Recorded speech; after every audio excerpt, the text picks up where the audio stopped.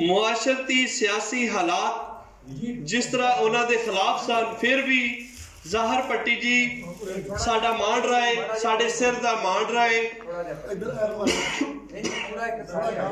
Sir थोड़ा जिहा होर पहले ना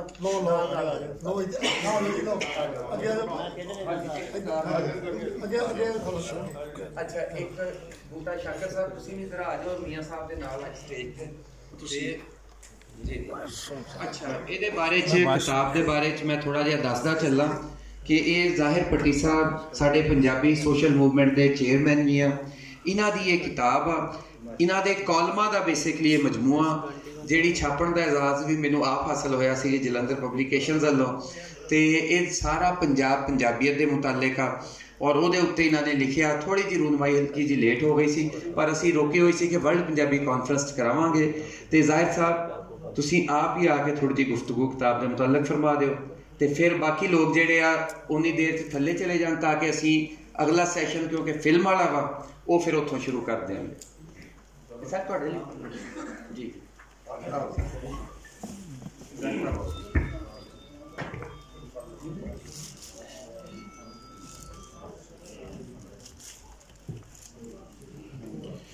अव्वल हमद सना इलाही जो मालक हर दा, उसका नाम चितारन वाला किसे मैदान न हरदा।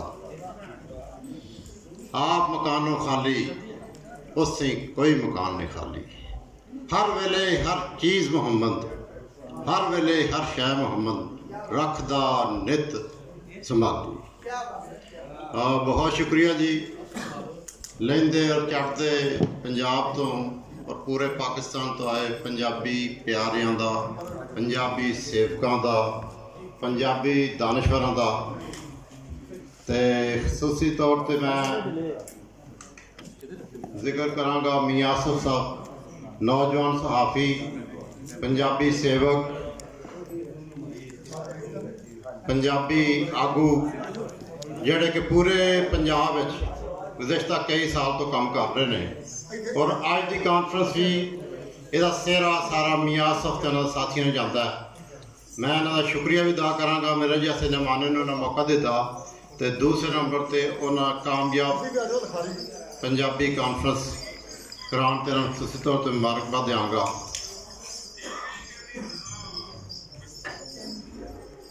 मैं थोड़ा जिहा अपना तारफ ही करावांगा। मेरा तल्लुक गुजरांवाले नाल है। गुजरांवाले दे नाल नंदीपुर सरसब्दो शादाब इलाका है, नहरां लगदा है, उत्थे वगदियां ठंडियां नहरां ने, इत्थे रुखां दियां ठंडियां छावां ने, इत्थे पंजतन पाक दा साया वे, उत्थे रब दा खास इनाम है। ते ये नंदीपुर नाल मेरा तल्लुक है जी। ते गल है कि इंसान जिस माहौल च अख खुलदा है ਉਹਦੇ असरात उस माहौल के बुद्धोबाश के सारी जिंदगी हयाती रहते हैं। मेरे घर का कंजरवेटिव करके माहौल से, लेकिन पढ़िया लिखा सी, असी एक डेरे से रहने था, तो घर का सियासत भी डिस्कस होंदा, मुआशरत भी, मुशत भी, हर चीज़ से। तो मैं पंजाब और पंजाबीयत तक किमें आया। सब तो पहला 1986 मेरे वालद साहब ने किताब लियांदी पंजाब का मुकदमा।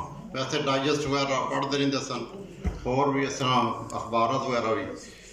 उन्हें बड़ा शौक दिता। साढ़े इत्थे एक दानश्वर भी सन, वज़ीर आला पंजाब भी रहे, हनीफ राम ने उन्होंने किताब, और मैं समझना उन्हें मैनू बड़ी आगही दी कि सोची गया सी कि पंजाब सब कुछ पूरे पाकिस्तान नूं, मैं अपने इस साइड की गल करना, पूरे पाकिस्तान नूं गंदम दिंदा है, चावल दिंदा है, ग्रेन सारियां, और पंजाबी मेहनती भी नहीं, पूरा खुशहाल भी है। तो गालां क्यों के बावजूद वो पंजाब का मुकदमा जो लिखा, वो ये गल का अपना दुखांत लिखा कि पंजाब दी कुर्बानियां कोई नहीं मान रहा। असी अपनी पाकिस्तान की खातर जुबान भी कुर्बान कर दी, पाकिस्तान की खातर असी अपनी पंजाबी रहतल बेहतर पाकिस्तानियत रही, लेकिन ये बावजूद साड़ी कदर नहीं। फिर हनीफ राम साहब तो मेरा एक चीज़ उन्होंने दिया, उन्हें कहा अगर असी अपनी पंजाबी अपनी पहचान भुल जाएंगे, असी अपने हकूक लिए अपने हकों लिए नहीं उठांगे, असी अपना तो बेड़ा गर्क करांगे, ना पूरे पाकिस्तान का ये जरा ना ये असी बेड़ा गर्क करने वाली गल है। सो मैं समझना कि हर पंजाबी नूं पंजाब का मुकदमा वो पढ़ना चाहिए।